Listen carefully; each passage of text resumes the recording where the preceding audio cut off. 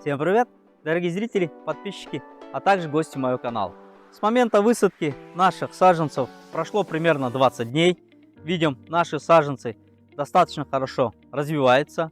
Установил шпалеры примерно около 1,80 м. В этом году сделал шпалеры немного повыше, так как чем больше будет листового аппарата, тем будет лучше корневая система и в конечном счете будут более качественные саженцы. Также видим, что наши листья приобрели естественный цвет. Некоторые листья начали укрупняться, что свидетельствует о том, что они успешно зацепились за землю. Так, при наступлении более благоприятных условий они активно тронутся в рост. Весна 2025 года пришла достаточно прохладная, которая вносит небольшие коррективы в наши планы. В данном случае я хочу рассказать о том, что по моим наблюдениям идет опаздывание примерно где-то недели на 2. Значит, нужно будет провести еще одну дополнительную обработку. То есть, если взять профилактические обработки в стадии 3-5 лист, мы проводили и перед цветением. Так вот, между первой и второй профилактической обработкой нужно будет провести еще одну обработку от мильдию, оидиума и от грызущих сосущих. Также я на данный период обязательно проведу еще одну обработку медсодержащими контактными препаратами, так как стоят очень прохладные дни. Днем примерно плюс 16, плюс 18 градусов, идут периодически осадки.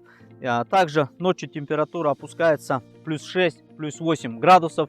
Есть риск получения, развития такой болезни опасной, как антракноз. Нужно провести обязательно медсодержащими контактными препаратами. Обязательно смотрим на погодные условия, чтобы в ближайший день-два не было осадков. Также очень много задают вопросов, когда в этом году будем делать прививки черным на зеленое. Раз весна стоит прохладная, значит и сроки у нас будут немного сдвигаться. Также на успех прививки черным на зеленый влияет, если взять обобщенно, два фактора, как внутренних, так и внешних.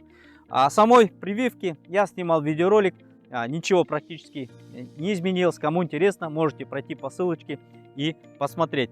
Так вот, к внутренним факторам успех прививки от внутренних факторов, таких как насколько вы черенки правильно, хорошо сохранили до момента прививок, ваше мастерство, как вы совместили камбиальные слоя. Это все, скажем так, относится к внутренним факторам. Насколько ваш зеленый черенок, куда будете делать прививку, вызрела, то есть она должна перейти во вторичное строение, что при разрезании должно быть белое такое кольцо. То есть нужно делать в плотный, то есть хорошо вызревший зеленый побег. Оно должно быть немножко стать таким жестким. То есть делать прививку вот такой вот, скажем так, сырой зеленый побег не имеет смысла, так как успех прививки в этом случае не будет. Так вот, на успех прививки есть еще влияние внешних факторов. Одним из основных внешних факторов, на которые мы никак, к сожалению, не можем повлиять, это погодные условия. Как известно, каллус образуется минимум при температуре плюс 14 градусов и выше. Так вот, нужно подождать немножко. Лично я еще немного подожду, чтобы температурные значения немного повысились.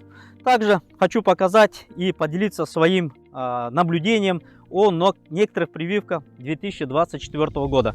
В данном случае это кишмиш американской селекции Пандора, который имеет ягоду до 20 грамм.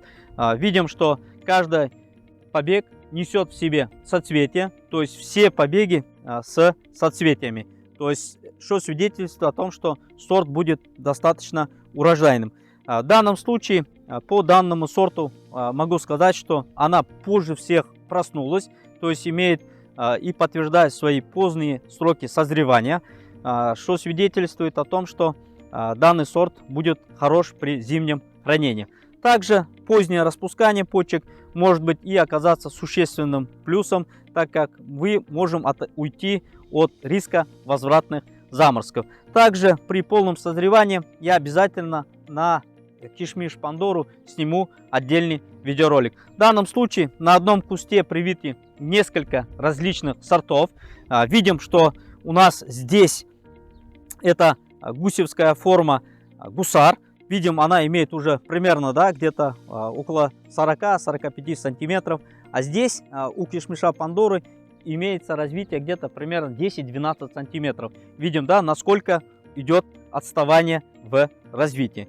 Также на данном кусте винограда на одним из рукавов привита кишмиш Арарат, тоже американской селекции. Видим, тоже достаточно урожайная. На каждом зеленом побеге имеет по несколько соцветий. Также видим, она немножко опаздывает в развитии. То есть срок созревания само по себе говорит.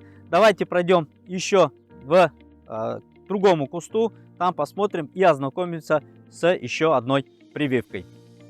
Перед нами еще один кишмиш американской селекции. В данном случае это Sweet Globe.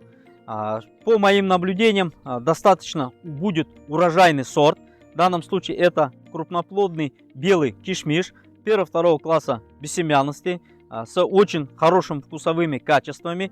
Видим, что практически на каждом зеленом побеге имеем по 2, по 3 соцветия. То есть здесь видим раз, 2 соцветия. Здесь видим раз, 2, 3. Здесь видим раз, 2, 3. И точно так же практически все побеги имеют по 2, по 3 соцветия. Это не значит, что нужно будет оставлять все соцветия, но когда есть из чего выбрать, всегда приятно. Также у меня много различных новинок, о которых я, если будет вам интересно, могу снять видеоролик и показать. Также при полном созревании про кишмиш Sweet Globe, кишмиш Пандора я отдельно сниму видеоролик. Это все, что я хотел сегодня показать. Всем пока, до новых видео.